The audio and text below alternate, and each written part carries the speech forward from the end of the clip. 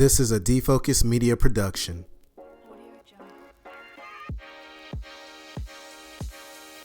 What's up, everyone? It's your favorite optometrist, Dr. Daryl Glover. And I'm Dr. Jennifer Lyerly, resident optometry nerd. And welcome to Defocus Media, optometry's #1 podcast, where we discuss the hottest topics, latest technology, eyewear, practice management, and more. So sit back, relax, and defocus. Everybody, Dr. Jennifer Lyerly, and we are back with a new episode of the Defocus Media podcast. You can see I'm joined with Dr. Daryl Glover. Jen, what's up? I miss you, Jen. I feel like I haven't seen your face in so long. I see you online, but I need to see you in person. I need to see Peony. We need to see each other, but I know we've been going through all this reopening of Eyecare and trying to deal with our practices, so it's been quite busy. I know, we live in the same town. We practice probably 10 minutes away from each other, but the world is a totally different place. And that's what we're really going to be talking about this evening. You know, offices around the country are reopening. They're seeing their patients, but it's a totally new world. You've got the PPE, you've got screening your patients and temperature checks. You've got all the extra cleaning in between the patients, managing your waiting areas. How do you manage your optical space? And here's the thing about it, it's not going anywhere anytime soon. This is not a temporary issue. So with all these new protocols in place, they're constantly evolving, they're constantly changing. So how you treat things right now might change again next week or the next week. And we need resources as doctors to stay up to date on that. And that's why I'm really excited to introduce our guests, because they are part of a new initiative from the Vision Council called reopeneyecare.com. And it's providing a hub of information and resources and data to help doctors not just reopen their practices, but stay up to date and maintain the health of their practices throughout the long term on this. So we're joined by Dr. Justin Manning. He is the Executive Vice President of Healthy Eyes Advantage and the leading member of the advisory board for Reopen Eyecare. And Dr. Katie Greiner, who is the Chief Operating Officer at Northeast Ohio Eye Surgeons and a member of the advisory board. Welcome to the show, guys. Hey, thanks so much for having us. Well, we want to get to know you guys a little bit better. And Dr. Manning, you've been a guest on the Defocus Media podcast before about a year ago. So fill us in about your life and what you've got going on. Oh, geez. Well, hey, thanks for having me back. You know, it was a privilege for me to be able to be here on the podcast a year ago, and just to be able to come back is pretty awesome. And a lot has changed since I was on. We were laughing earlier that it's been since May 13th of last year that we recorded the last podcast. So it's kind of crazy how fast how fast time has gone. Time flies when you're having fun. That's what it is. I agree. I couldn't agree with you more. And frankly, that is what I'm doing. I'm having a lot of fun. So when I was on, last time. Since then, I transitioned out of practice. I spent some time consulting for a few months at the end of last year. And then November 1st, I started in my new role with Healthy Eyes Advantage, the largest buying group in the industry for independent eye care professionals. So we focus on opticians, optometrists, and ophthalmologists, we're building the next generation marketplace. So the spot that any independent can purchase all of the things that they need to run and grow their practices, from frames, ophthalmic lenses, contact lenses, all the way through business services, consulting advice, everything, like I said, that they need. So that's what I'm up to now. I get to direct the professional strategies of the company. So when we bring on new vendor partners, or when we look to add new member benefits, that's what I get to do. So it's a lot of fun. So wow. Yeah. Dr. Greiner, tell us about yourself, because you have a really exciting role at your practice, it sounds like. It is. It's ever changing. It's a really great work-life balance for me. So I am a part-time optometrist focusing in specialty lens care, and the rest of my job duties are now as our COO for 5 offices and a surgery center. So we have 12 physicians for our surgeons, and the rest are optometrists. And we shut down for COVID reasons on March 17th. And during that time, we did provide essential care to the patients. But I really made my mission over those almost 2 months to work on how to reopen our office with the proper safety protocols that I know you talked about right at the beginning of this episode, things that we've put in place. And because I get to also be a clinician, I can see those things in action and make sure that they're being rolled out appropriately and continue to work on it from both sides of the spectrum. So I really enjoy my role. It's ever changing. The new normal is not normal. It's changing every day. I just finished a training with our managers on how to manage through change. Right before this podcast, we were on a Zoom call doing that. And it ended up kind of being how to manage through a crisis and how to manage your emotions. And I hope that's something we also touch on tonight, is that, there's a lot of emotions tied to this as well. And so I think there's so many aspects we all need to work on managing, and we're trying to do that day to day. And the Reopen Eyecare website is a great resource for people that I'm happy to help contribute to and learn from myself. So I'm curious, who came up with this concept, this idea, Reopen Eyecare? I mean, tell me the Eyecare guys that said, let this take place, because it is something that we definitely needed. But who are the brains behind this? I mean, let's talk about that, because we got to give them love and give them credit, because we all are eye care professionals and we cannot do it alone. So we need to do it as a collective, as a group. And I just want to take my hat off to that person and thank them personally online for coming up with this amazing concept and this amazing website that we're going to dive deep into this evening.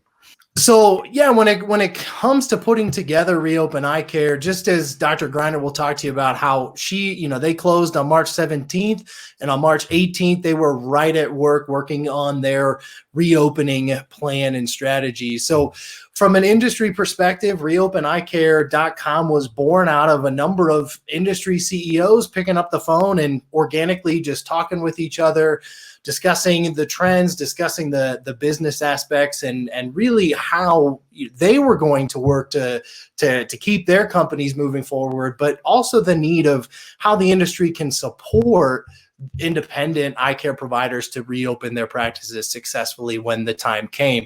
So ultimately, one person called another, and then after that conversation, that person called somebody else. And the next thing you know, you got a group of industry leaders together, meeting regularly to put together the content on the site. So when it comes to the individuals who are on the site or who work together to create Reopen Eyecare, you have Marty Bassett from Wallman Optical, Ed Buffington from GPN, Dave Shute from Thin Optics, Mark Ferrara from Jobson, David Friedfeld from Clear Vision, Dr. Gary Gerber from the Power Practice, HEA CEO Jim McGran. You have Jamie Rosen from Rosen Eye Care, and John Ryan from United Healthcare. I got involved in the project a little bit later on as they're working to, as a site, the group was working to put together an advisory board to continue moving the process forward and really making sure that the content that is on the site is pertinent, is relevant, and helpful to ultimately the end user, which is the independent. So that's how I got involved in, when it came time to put the advisory board together. That's why Dr. Greiner's here with us, because I knew she would be an absolute expert opinion that we would be missed to have. So I think something huge to mention about this is that all the people that he listed are volunteering their time to do this. This is something they just felt an internal passion for and said, how do we collaborate and put this out there?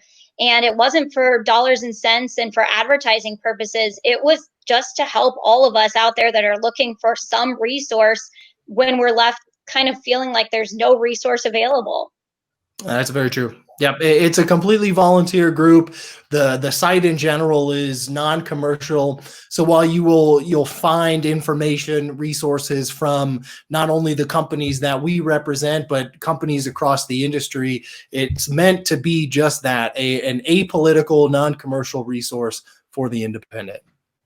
And as Justin mentioned, we did really start strategizing literally the next day. And we ran into many hiccups and failures along the way. And so what I want to help in my contributions to that is that people don't have to make those same mistakes that we were trying to work through, and that they can hit the ground running with faster successes. So a lot of our learning curves are built into the website. It's such a great resource when you look at the data and the information available. And I think, people's gut instincts right now, a lot of times are to say, well, I've reopened. I know about this COVID stuff, right? Like I just need to see patients. I just need to focus on what's in my chair and making sure that my business is running. But I think if you've got that mindset, you're missing that this is such a fluid and moving situation. And when an unexpected hurdle does come in your face, you're not going to know how to deal with it. An example that comes to mind is just yesterday in patient care. We saw a patient who told us that she had known exposure to COVID-19 and she had gotten a test and was awaiting results. And it's like, what do we do in this situation? And we made the ultimate decision that we can't put anyone else in the office in jeopardy until we have, no results in. But this is a person who passed a temperature check, who had passed all the other screening questions, and there's all these gray areas, and doctors just don't know what to do. So, it's great to have a resource where you can ask someone that's been there and done the research, because you're going to come up with questions that you've not read the answer to yet. Exactly. And it pulls from a lot of very reliable sources, from our national organizations, from the CDC. But instead of you having to read through pages and pages to find that one tidbit you need, it's in little sound bites and little snippets there through the website that are easy to digest. Yeah, I noticed that earlier when I was reviewing over it. I was like, this is my style here. My style, Straight to the yes. point. I consume so much information that sometimes I just don't have time to read an entire article. So I need all the main points. That way I can move on and to the next big thing. We keep hearing how you're such an expert and good expertise and a part of this advisory board.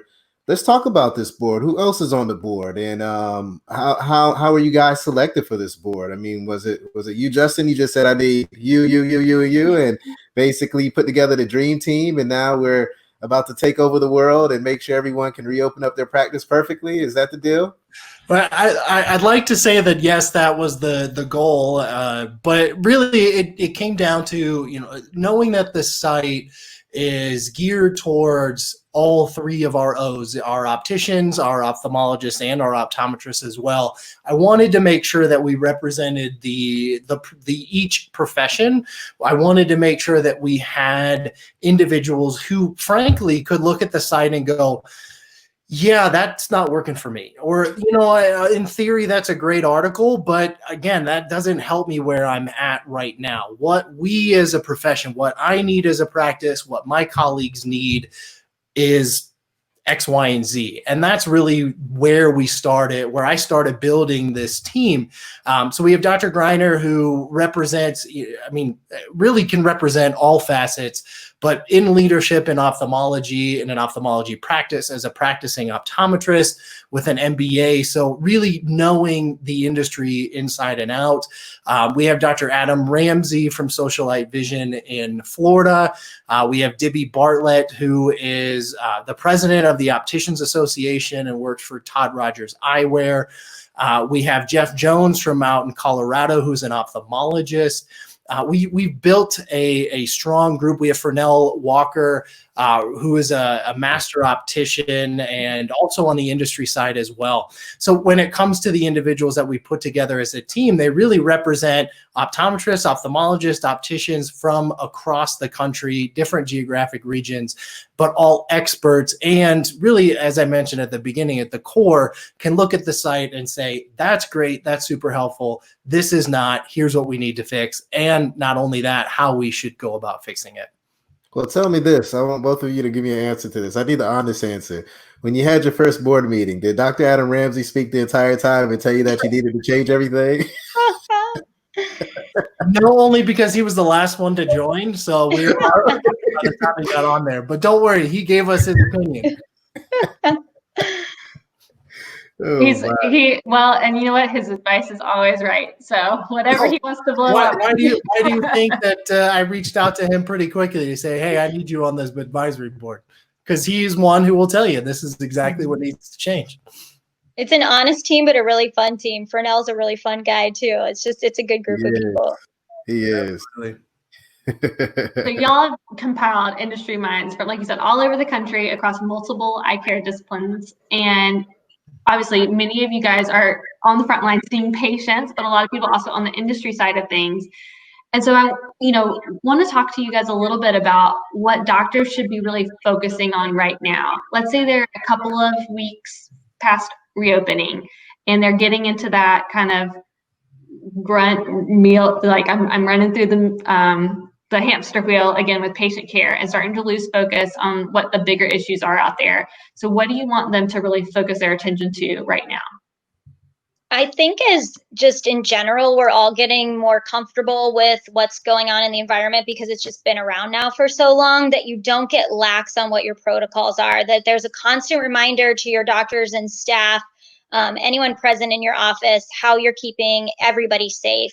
At lunchtime, you start seeing staff sitting closer without masks and socializing more than they should be.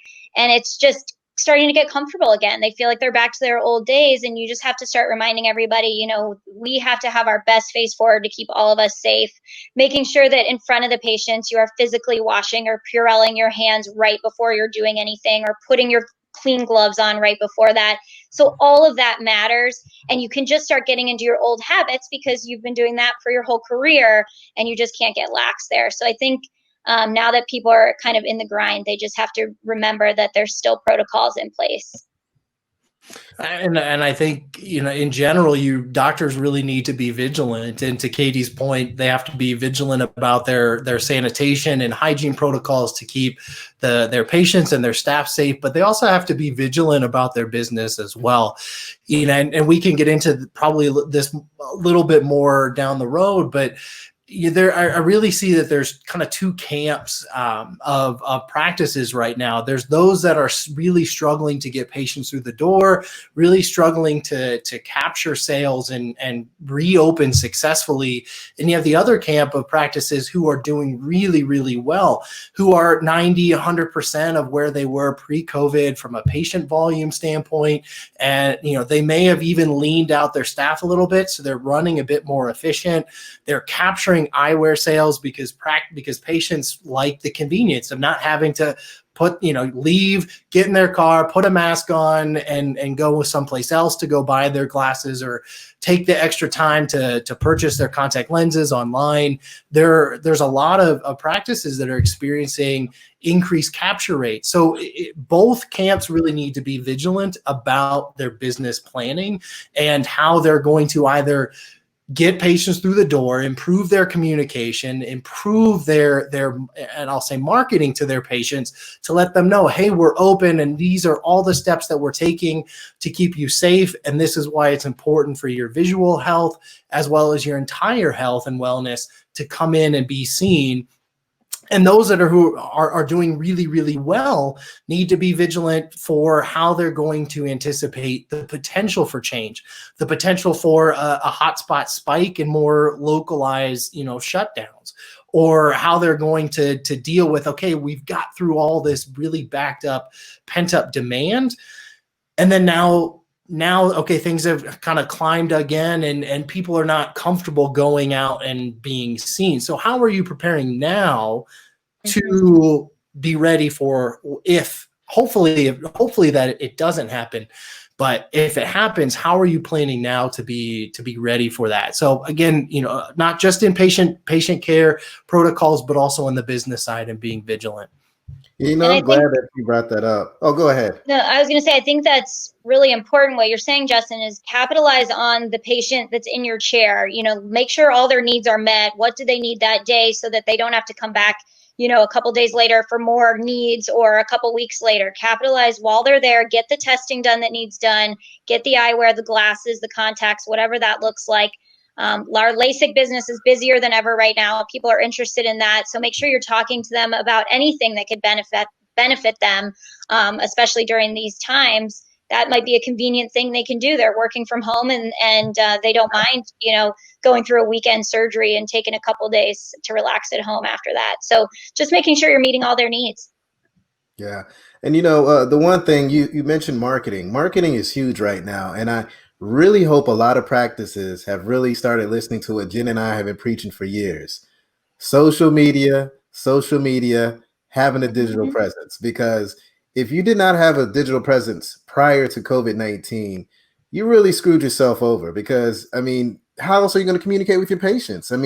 Patients, I just read something the other day where they stated that 55% of people are looking at news on social media.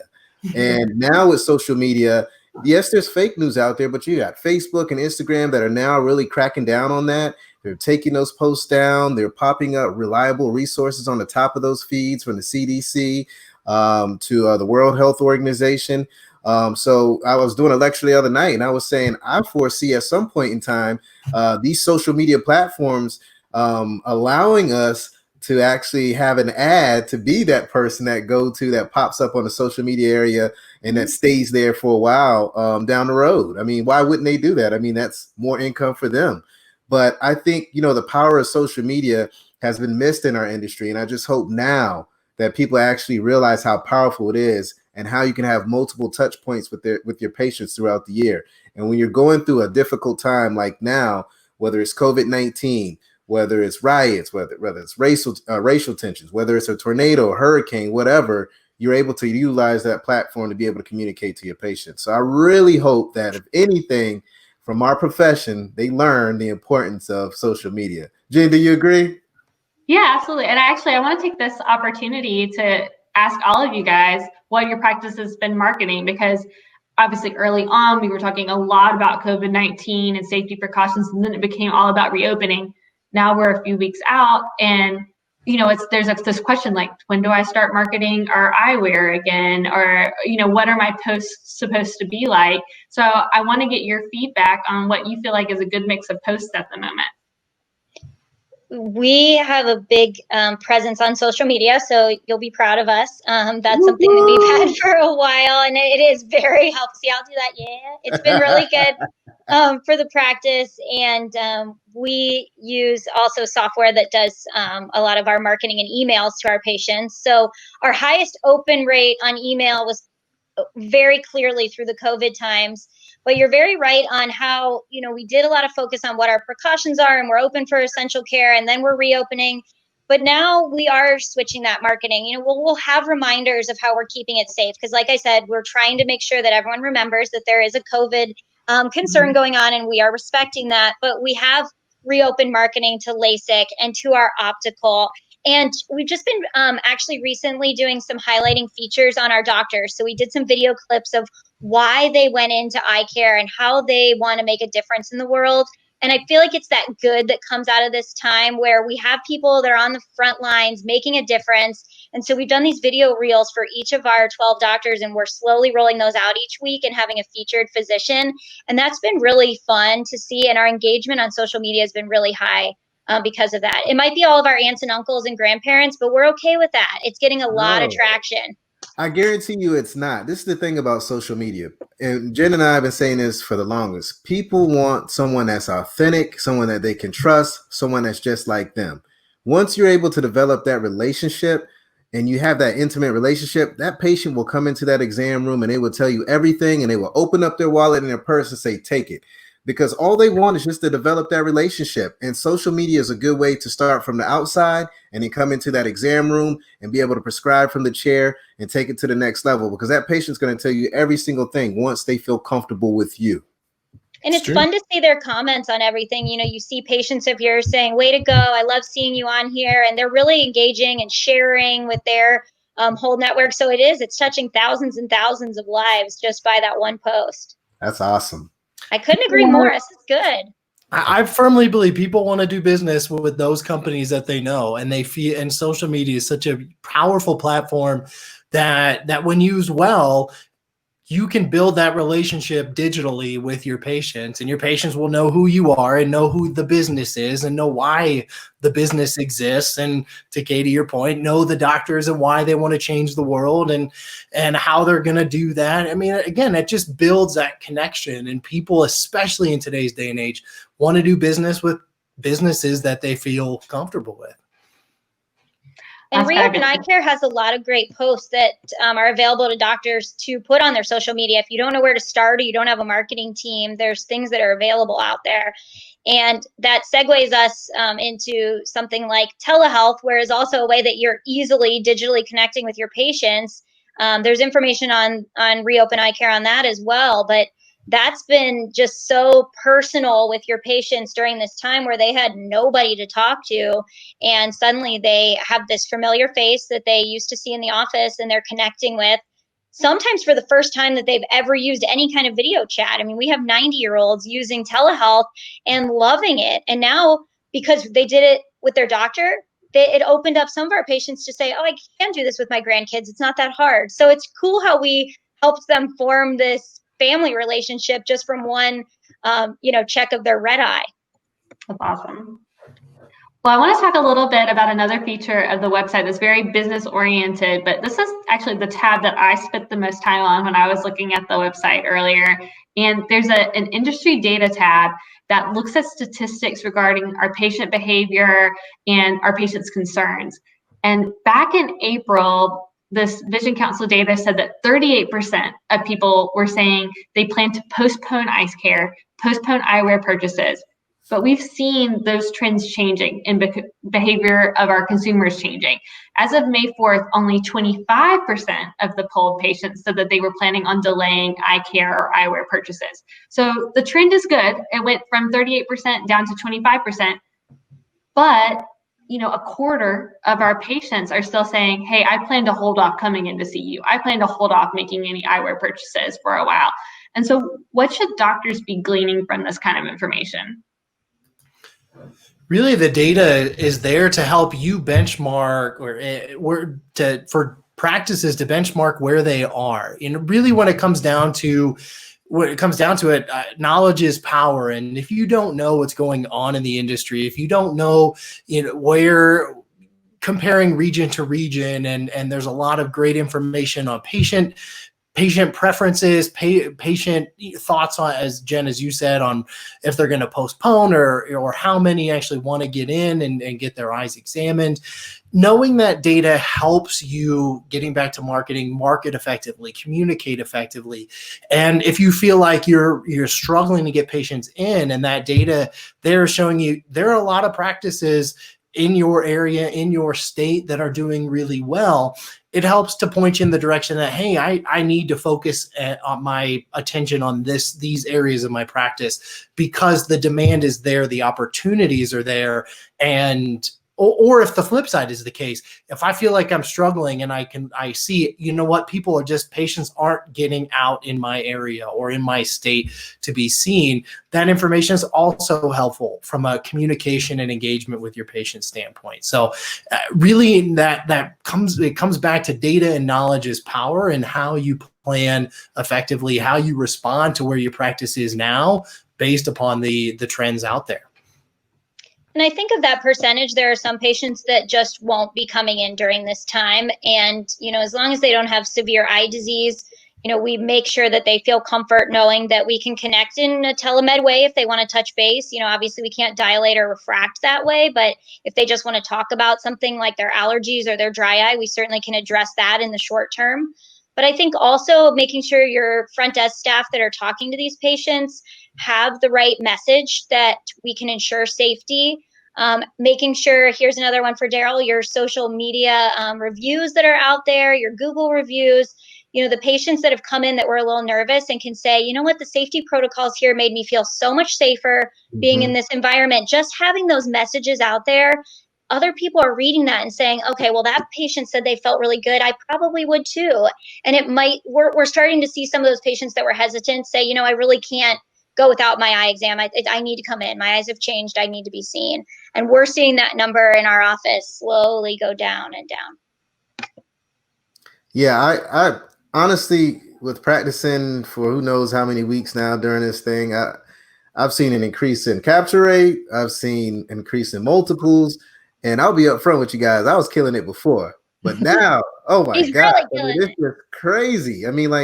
People want to spend, and we really have to take ownership of this time right now as eye care professionals, because this is a great time to educate patients about just being healthier. Number one, you could take all your patients in monthly and biweekly lenses and put them in a daily contact lens. Yep. And increase your bottom line. You can talk to every single patient about the value of computer glasses, because most people are stuck at home looking at the computer screen all day. So we could be the heroes in our patients' lives if we actually sit down and give them the options, the solutions that they need to accommodate their lifestyle. So I'm loving it right now. I'm looking like a hero. I have my cape on every day at work, And when I leave, sometimes I take it home and sometimes I leave it there, but it just depends on if my son's up or not. So I could just kind of fly into the house. But this is a great time for optometry. And I think that we really need to take advantage of it. And we need to be the leaders in the healthcare profession when it comes to it. I agree. I couldn't agree more.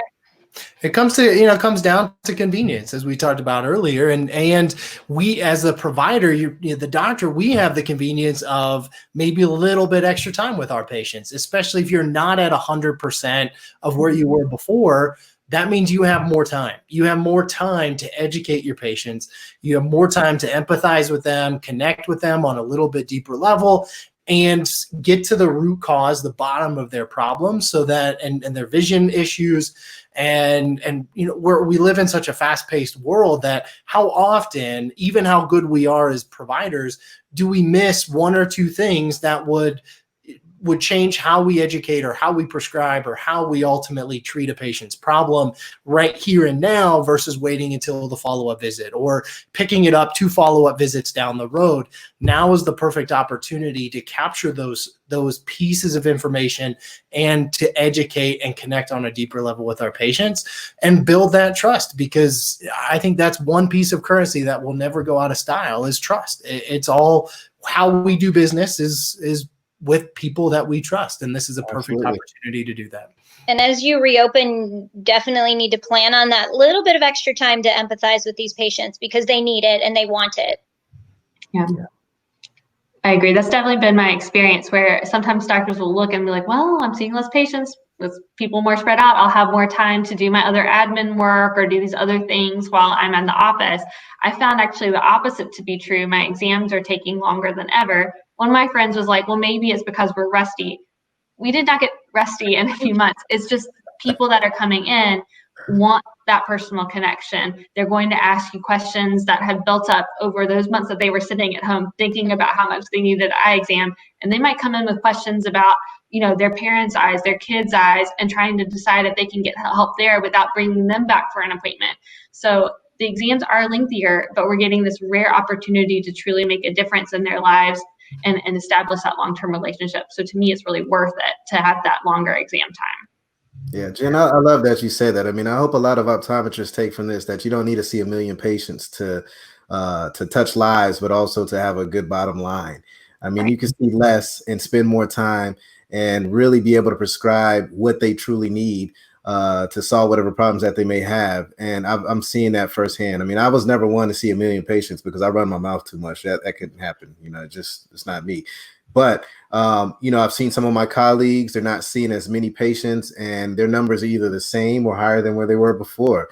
So we just got to really, again, be the hero in this situation and make patients feel comfortable. And if we can do this, our patients will forever be loyal to our practice because we stuck with them through a difficult time. For a lot of the patients, we're the first healthcare providers they're stepping out to see. So they have comfort coming to us.